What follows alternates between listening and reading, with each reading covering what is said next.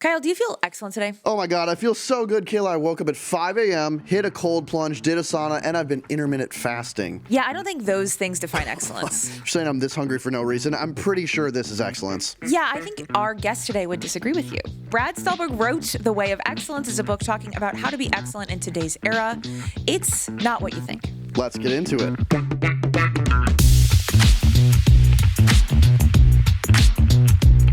We'll get into the pod in a second, but first, I have to admit I was just in the worst meeting. Say more. I know it wasn't with me. We have the most focused and productive meetings. Okay, Kyle, you know that's not true. We spent 10 minutes yesterday arguing about hot versus iced coffee. Iced, not even close. Okay, actually it's hot, but moving on. I was in the worst meeting today. There was no agenda, everyone was rambling, and it went on and on. Sounds like a massive waste of time. In the past, I would have agreed with you. But here's the crazy thing. It wasn't a waste of time thanks to Granola, the AI notepad for people in back-to-back meetings. Granola took the transcript of the meeting and actually made sense of all the nonsense.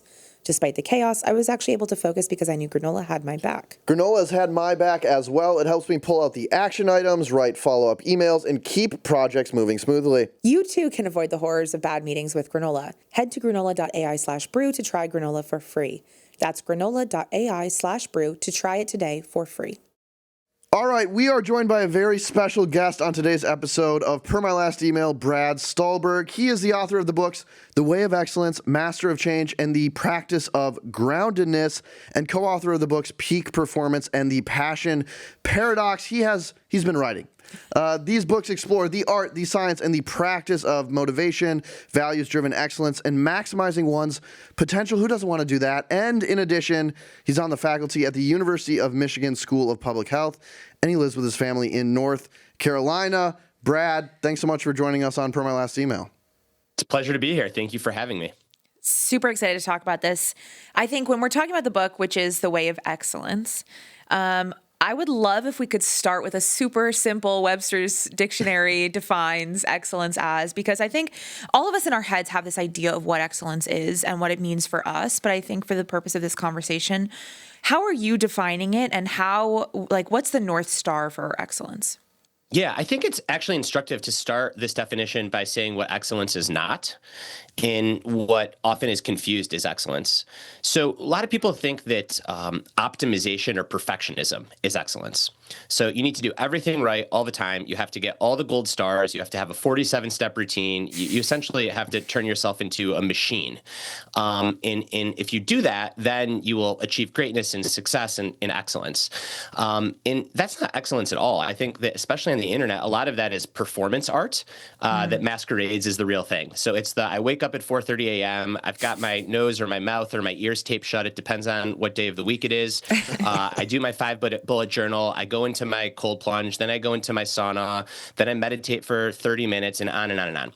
And it's not to say that none of these tools don't have their place. Some of them absolutely do. But it's the stringing together of one complex thing after another that people put forward as excellence, but that's not actual genuine excellence. So it's not perfectionism. It's not optimization. It's not happiness. Sometimes people confuse excellence with feelings of pleasure and a lack of pain, but excellence includes plenty of suffering and struggle. It also includes joy. And then another common imposter to excellence is a flow state. So flow is this state that is used for describing those times when you're fully immersed in what you're doing. You're in the zone. A sense of time and space disappears. Your perception changes. And flow is incredible. At least it can be incredible. However, you're not often in a flow state. At best, you're in a flow state for a few minutes, maybe a few hours. If you're lucky, as a writer, you can enter the zone for a day. Excellence encompasses everything that happens before those flow states and also everything that happens after. And another way that my definition of excellence differs from flow is you can enter a flow state as a transplant surgeon, giving somebody a new liver, or as an artist creating the most beautiful song, or as a basketball player winning a world championship. Those are all such worthwhile endeavors. You can also get into a flow state at a casino, or doom scrolling Twitter, or answering mindless emails all day. The philosopher David Pizarro and the psychologist Paul Bloom coined the shitty flow. So flow is inherently values neutral. It doesn't really care what you're doing. It's just that feeling of being in the zone. All of this lends me to excellence. Excellence is caring deeply and involved engagement in something worthwhile that aligns with your values. And the result of pursuing excellence is that you achieve a sense of mastery. So you're making concrete progress, you're developing skill, and mattering. You feel like what you do matters. In decade after decade after decade of social science shows that when we have mastery and mattering in our life, not only do we perform our best, but we also report the greatest satisfaction with our lives. That's great. I love that. Mastery and mattering, not rigidity and optimization. It sounds like that's fun. I like it. that. I was a little bit offended because you did describe my morning routine with waking up at 4:30 and cold plunge, but I won't take offense. Well, lucky for me, he did not describe my morning routine, which is rolling out of bed 3 minutes before my first meeting. Maybe there's a middle ground there somewhere. So you mentioned some blockers. You mentioned, this bad flow or shitty flow, which we'll talk about in a second. But you also talk about zombie burnout, which is a phrase that we really loved when we were looking at the book. And what is that? And how is that something that we could potentially avoid? All right, so most people hear the word burnout and they think that it is just the exhaustion and the sense of apathy that comes from working too much. People associate burnout with number of hours worked. However, what I found in my research and reporting for the book is that there's actually two kinds of burnout. So yes, there's the burnout from just working way too much. You could be doing the coolest shit in the world, but if you're working 100-hour weeks and you're never sleeping, eventually you're going to burn out. However, there's this other kind of burnout that comes not from working too much, but from not doing enough of what energizes you and excites you and lights you up. And you kind of get this feeling of going through the motions like a zombie. And I coined the zombie burnout. And to make this really clear, I want you to envision two people, and let's give them both like a pretty hefty work week. Let's say they're both working between 55 and 60 hours a week. One of those two people finds a sense of mastery and mattering in what they're doing. They're challenged. They feel like they're building skills and exerting their full potential. That person is not going to burn out working 60 hours a week. That person may very well be flourishing. There can be another person who's working the same number of hours, but feels like they're a cog in the machine. They don't really dig what they're doing. They're not engaged. They're always distracted. That person's going to burn out. And even more extreme, and this is true, I've met people that work 30 hours a week that burn out. Mm-hmm. And it's this zombie burnout. So I think it's important to bust this myth that, burnout is just about the number of hours worked. I actually think more often than not, it's about what you're doing in those hours. I think that is just a really important call out. We've talked about burnout a lot on this show, and I love your kind of second definition, which is not just about hours worked. It's about, do you actually have agency in what you're doing? Does it have meaning? Do you enjoy doing it? In that case, you kind of have this buffer from like what we would traditionally call burnout, because you're deriving joy and pleasure and excellence from what you're doing. And I think people often have this misconception of burnout. So we loved the idea of zombie burnout. I want to go back to shitty flow because I think this is just really interesting. I think we all relate to being in a flow state, but then we look down and the flow state is TikTok and it's 3 hours and we're like, damn it, like what am I doing? That felt good in the moment, but I don't actually want to be doing it. How do you tactically combat against shitty flow? Is it like delete the TikToks of the world, put your phone in a K-safe container, turn it to 3 hours, don't look at it? Like, how do you get around shitty flow? I think that's a big part of it. Is I think you have to give up on willpower. So many of the sources of shitty flow are technologies that are just designed to prey on our most primal instincts. So you can't in the moment overpower those technologies. So yeah, I think you're largely right. It's about designing an environment, a physical environment around you, which removes those temptations and those distractions. If you were somebody that has a challenge with eating sweets, you would never stock your counter with Skittles and peanut M&Ms everywhere, because every time you walked into the kitchen, you'd start eating Skittles and M&Ms. And I've been in a flow state eating Skittles and M&Ms. It's great. I forget what I'm doing. I'm in the zone. I mean, exactly. It is. It really is. And then after, I feel like shit. Mm-hmm. And I think that when we open up TikTok and we scroll for 3 hours, we are essentially eating Skittles and M&Ms for 3 hours. So if you want to avoid those states, or at the very least minimize those states, then you have to remove the Skittles and M&Ms from your life.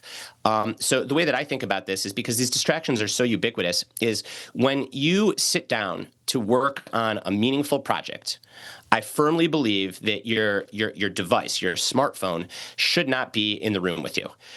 There's fascinating research that shows that even when your phone is face down on silent on the table, it still detracts from your cognition by about 40%.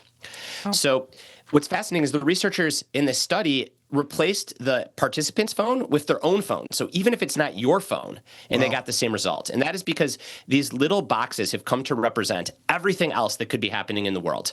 The notifications you could be getting, the people commenting on your posts, the emails, the wars that could be starting, Bitcoin skyrocketing, Bitcoin plummeting, on and on and on. That it's just impossible to focus. So I really think a core skill, regardless of what it is that you want to do, is to set aside time and space where you can remove distractions and give yourself a better chance at entering a positive flow state.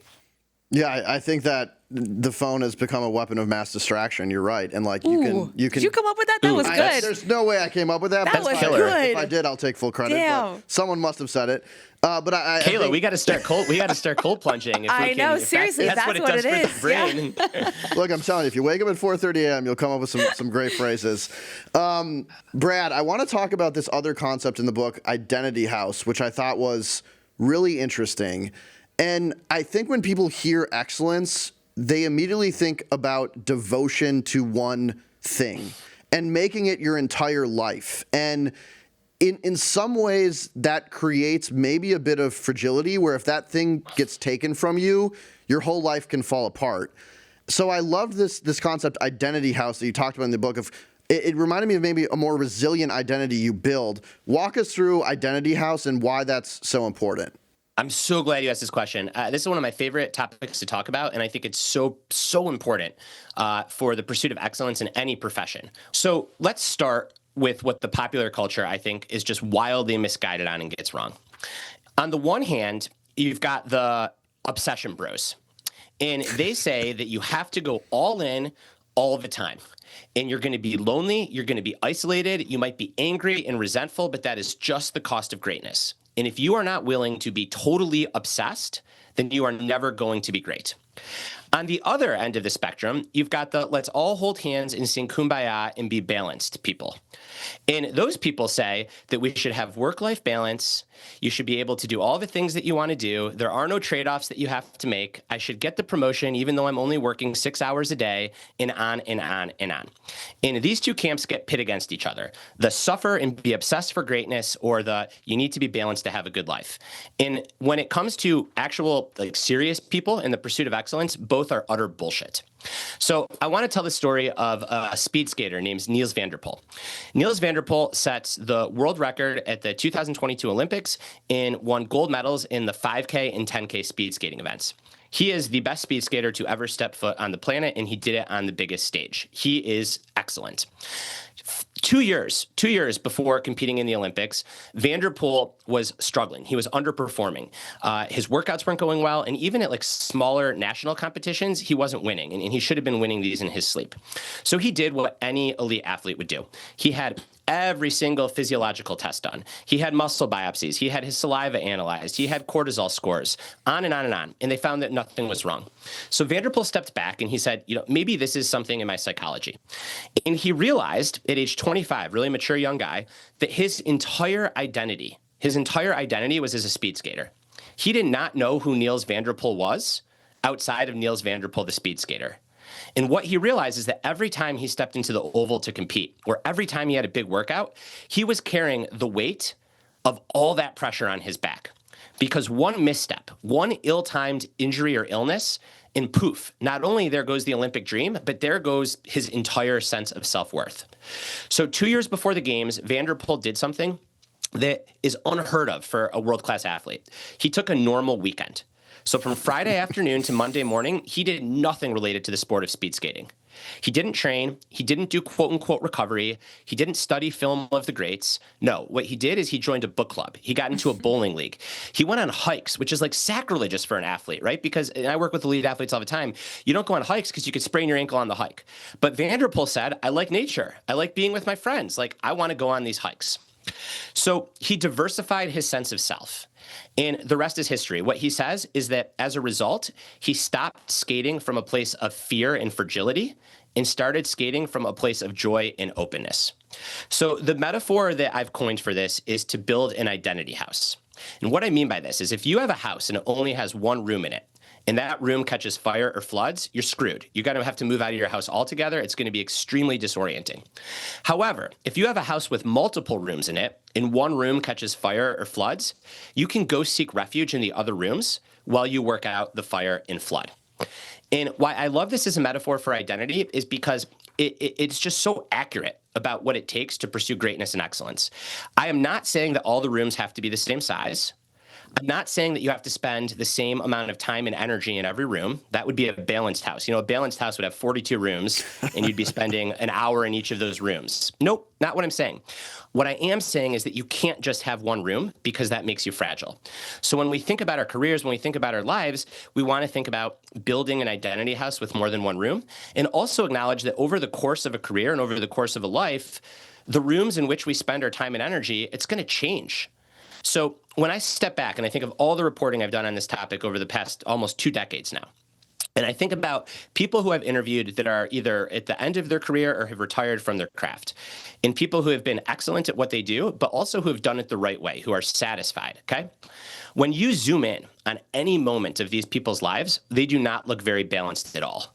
They look like they are going all in on 1, 2, maybe 3 things. However, when you zoom out and you look across the entirety of their life, they actually start to look pretty balanced. So instead of thinking of balance as horizontal, I need to be balanced at all points in time, they think of balance as vertical. I'm going to have different seasons of life for emphasizing different things. And that's where I come out, and I think that is the key to excellence. The last thing I'll say, just so listeners are like, this guy's just waxing philosophical, there is an entire field of research called self-complexity, which shows that this isn't just associated with mental health and satisfaction, but also performance. So even if you're like, I don't care, I'm one of those obsession bros, I just want to be great, to hell with my mental health, I don't care if it ruins my life, I want to be great. Guess what? It will make you better at what you do if you build an identity house, because you won't have that sense of fragility that Niels van der Poel had when he stepped into the Oval. And we'll be right back after this. Okay, back to the show. I love that perspective. Also, I think it's so obvious with sports and sports figures where your career is only, for some positions and sports, only going to be 5, 10 years if you're lucky. If you only build that room in your house and then you actually can't play the sport anymore, you don't even have a house to go back to. And I think we've seen lots of professional athletes absolutely spiral after their careers because they didn't have this self-complexity that you're describing. So I love that perspective. Yeah, this also reminds me a lot of your favorite book, Range. Yes. Which is the idea of... Dave Epstein's one of my best friends. Yeah. No way. That's awesome. We're talking to him in about a month. Yeah, for his new book. He's got a new book coming out too. Dave's great. Yeah. It's a great book. We've talked to him a bit for Morning Brew Learning, which is a previous life.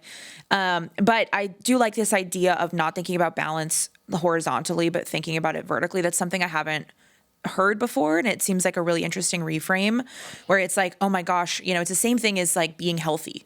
Like, darn it, I had a brownie at 9 a.m. I guess this day is ruined, and now I should eat whatever, and then tomorrow I'm going to be perfect. It's like, no, if you're thinking about it in the span of weeks, months, years, like, how do I make choices that are balanced? Not necessarily every single moment of every day has to be balanced. And I think that's a really good like reframe against both the obsession and the, work-life balance obsesses. One thing you mentioned that I wanted to hear a little bit more about is this idea of a minimum effective dose. So, correct me if I'm wrong, but the way you describe it is basically the minimum amount of time that you need to stay connected to each room in your identity house. And while I like the concept in theory, a part of me feels like a little pushback there, which is like, I don't know that I want to be framing these like identity portions, whether it's family or career or exercise or health or hobbies, as like, what's the minimum amount that I can do to like maintain my relationship with that part of my life? How do you see that? And like, what's your framing there, or maybe some tactics? Yeah, so I'm going to push back against your pushback. Sure. I actually think this is really important because I think conceptually I agree with everything that you said. Mm-hmm. It feels a little icky to be like, I'm going to have a minimum effective dose for family. Yeah. Or I'm going to have a minimum effective dose for health. However, let's make this really practical. I am in the midst of launching a new book. I have opportunities to be on the road 7 days a week. I want this book to do well. Like I wrote a book about excellence. I want to be excellent. If I didn't have those minimum effective doses, those hard boundaries, as much as I love the shit out of my wife and my kids, as much as I care about my health, there would be a conceivable world where I let that stuff go to a point that I'm not comfortable with. So I normally train for 45 minutes to an hour a day, 5 days a week. During the book launch, it would be so easy for me to be like, screw this. I'm not training. I've got podcasts to record. I've got trips to go on, and just completely lose touch with it. But if I can say, I'm not going to be perfect. So instead of training for 5 days a week for an hour, I'm just going to train 3 days a week for 30 minutes. That's the minimum effective dose. For family, the minimum effective dose is really simple. I coach my daughter's soccer and my son's baseball teams. And it was, I'm not taking a season off of coaching. I'm going to coach their sports, and I'm not going to travel to miss games. And that immediately constrained travel because they have all these games. Family dinners is another thing, especially like during the first 3 weeks of launching this book. It would be so easy for me just to shut myself in the office and be like, sorry, I got to launch this book. I had a minimum effective dose, at least 4 family dinners a night. That meant no speaking engagements, no virtual talks between 6 and 8, at least 4 nights a week. So I do think that it's important, because it's one thing to say, I love my family, I care about my health. It's another thing to be in the middle of the biggest project of a year, or maybe even your career, and then just like being able to say, I love my family. When the rubber meets the road, I don't think it does the work. And I think that's where it helps to define these concrete boundaries. It goes back to your original point about designing your life. I think if you're relying on willpower every night to be like, no, I have to go to family dinner, I can't do this talk. No, I have to go to family dinner, I can't do this talk. Instead of saying, like, setting the boundaries in advance, here is what I'm committing to, it makes that choice a lot easier, because the choice is, in essence, already been made for you. So I think that's a really great reframe. Brad, I want to talk about fit and then grit, because I think this is a personal, very held strong belief of mine. And I think there's a misconception around grit that exists, that you should never quit and you should never give up. And grit is just like, you keep going no matter how hard it is. And to me, if you're working on the wrong thing, you should probably quit as soon as you know it's the wrong thing. And I think people jump to grit before they've actually found fit, before they've found the thing that they ought to be doing. So walk us through this strategy of first finding fit and then deploying grit inside of that boundary. All right, let's get really concrete. I'll use myself as an example. I don't mind doing it. When I was in high school, I thought I was going to be like a doctor. I love science. I like the idea of helping people. My parents were thrilled. So I took all the science classes, and I was not very good at science. That became evidently clear. Everybody encouraged me to stick with it, to try to take the AP chemistry or whatever it was, all the way back to high school. But I quit. I'm like, no, if I stick with these classes, my GPA, these AP classes, my GPA is going to suck, and I'm not going to get into the colleges I want. So I quit science. Then I go into undergrad school, and I'm going to I go to University of Michigan. They have a great undergraduate business school, and I'm going to major in economics and go to the business school. In Econ 101, microeconomics, Econ 102, macroeconomics, I love it. It's interesting. Those go great. And then I get to Econ 401, econometrics. I am so lost. I might as well be speaking a different language. Yeah. And I distinctly remember my poor parents are like, you got to find a tutor or something. Like, there's got to be a way to do this. And I'm 4 weeks into the class, and I'm like, I'm never going to get a job if I take this class, because I'm going to have an F on my report card. So I drop out of econometrics. I'm off the path of undergraduate business school. I quit. Okay, so you could say that I'm a quitter, right? I quit these two things. Let's contrast this with my career as a writer. I have faced so many rejections, right? Going all the way back to writing for the high school newspaper. But I kept coming back, and I was gritty. I persevered through all of these setbacks and failures. Why? Because I loved writing, and I knew in a way that I didn't know for science and math that I was genuinely pretty inclined for writing. I had some skill. So if you look at my writing career, you would say that Brad is one of the grittiest writers there is. I can point to 100 rejections every single year, including last year of my writing career, and I just keep persevering. I am extremely gritty, and I'm proud of it. However, if I were to have shown that same grit for science and math, I'd be miserable right now. I'd be a shitty doctor. I'd probably be fired, to be honest, as a doctor, because I wouldn't have been any good. But you get my point. So grit is a tool. And it is a superpower if it is applied to things that you are naturally inclined for and that you like doing. However, if you make grit the overarching value and you say, I am a gritty person no matter what I'm doing, well, then you can end up getting pretty far down the wrong paths when exit and off ramps aren't available. And I want to be clear, this is no fault of the concept grit. So Angela Duckworth gave The Way of Excellence, my book, one of the most generous reviews, and we had a great conversation. I love Angela. She's a great scientist. This is what happens to so many kind of like breakout pop science terms. Is the research is really good, the book is really good, and then it blows up, and the next thing you know, Angela Duckworth's on all the morning shows, and like, oh, you have a flu, grit is going to heal your flu. And grit's the answer to all your problems. And these concepts get so far ahead of the research by no fault of the researcher's own in many cases, and I think that's what happened with grit. So again, there's nothing wrong with grit. It's a very powerful tool, but it's just that. It's a tool, and it can't be the only a priori value. I love this breakdown, but I want to go a little more deep on fit and help our audience understand. So you had this example of you studying business and you writing. One, you quit. One, you kept going. That was the right choice. If I'm early in my career, like how long do I have to suffer to figure out, is this the right fit or not? Like day one of a job, if you're like, don't like it, I should quit. How do you actually know when fit is there? It's a great question. I think first off, you need to give yourself more than a day. And I know that you were saying that like hyperbolically to be extreme, but I do think some people have that mentality or that mindset that like, things from the minute I start, it should be like lightning striking. I should feel passion. And that's not how it works. You're in for a rude awakening if you feel that way.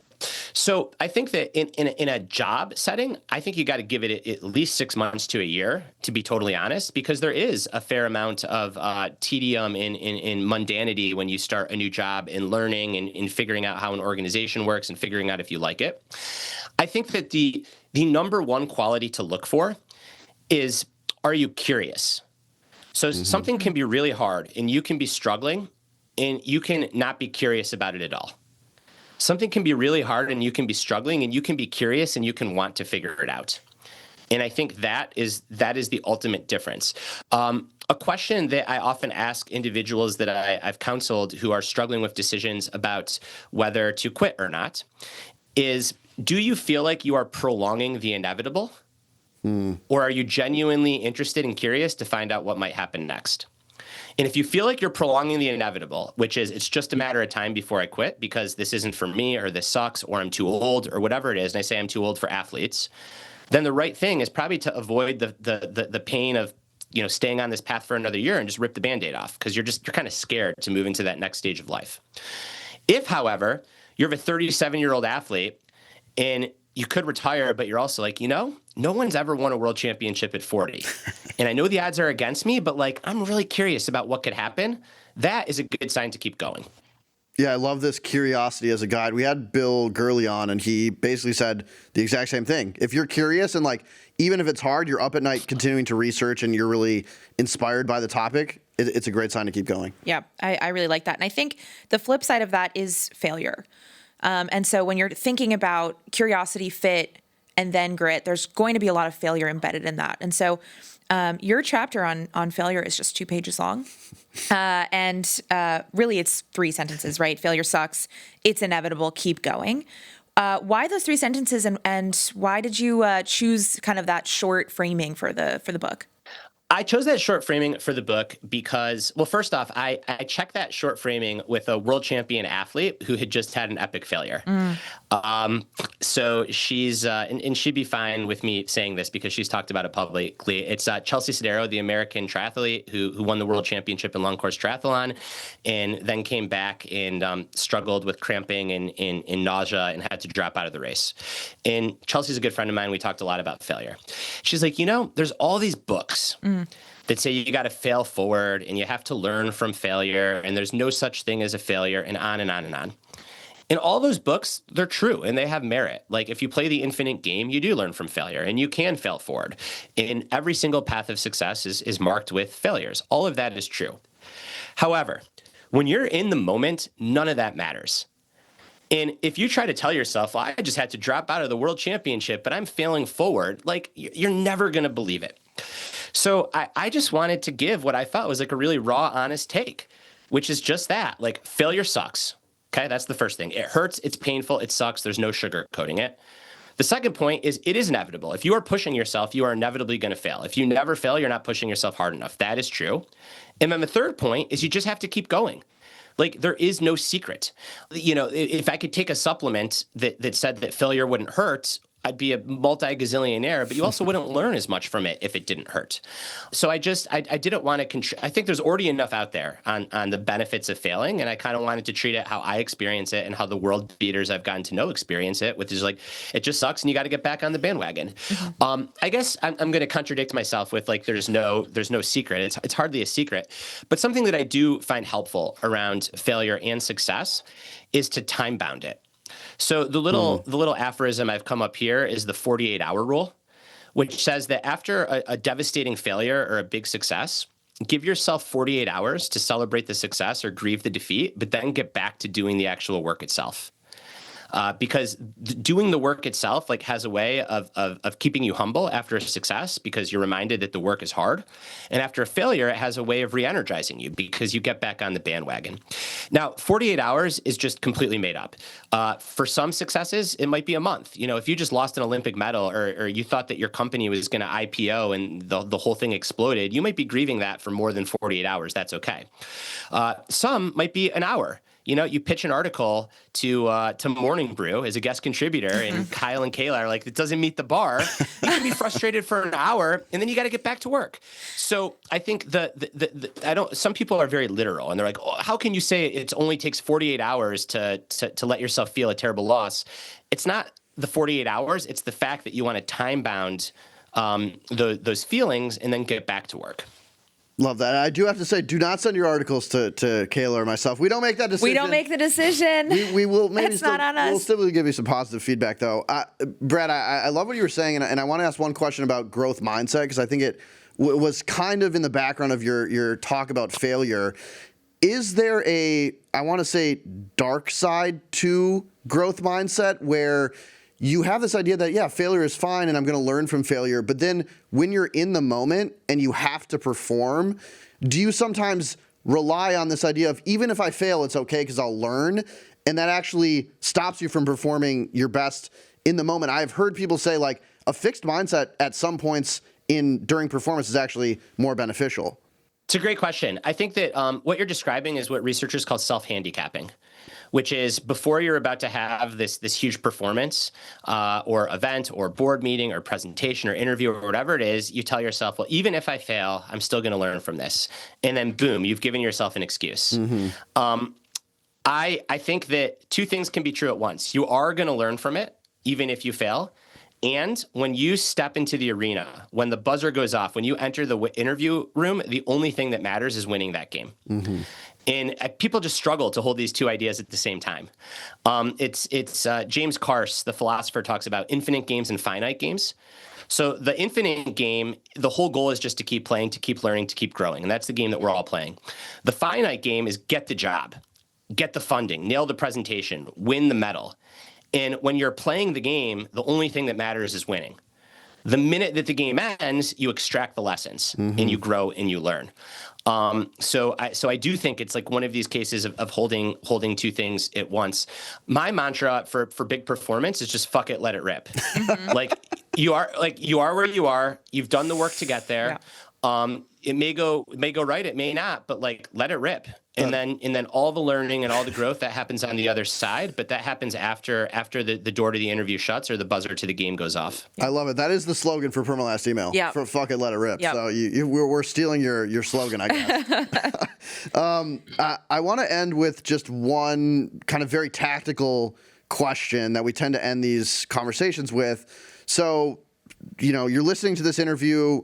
You're really inspired. You've heard all of these great ideas. You want to do something about it. You want to get on your own path to excellence. When you get home from work after listening to the podcast, what is the one tactic, the next best thing someone could do to start down this path towards excellence? I'm not allowed to say go to Amazon and type in The Way of Excellence. You and are get allowed the book. to say it.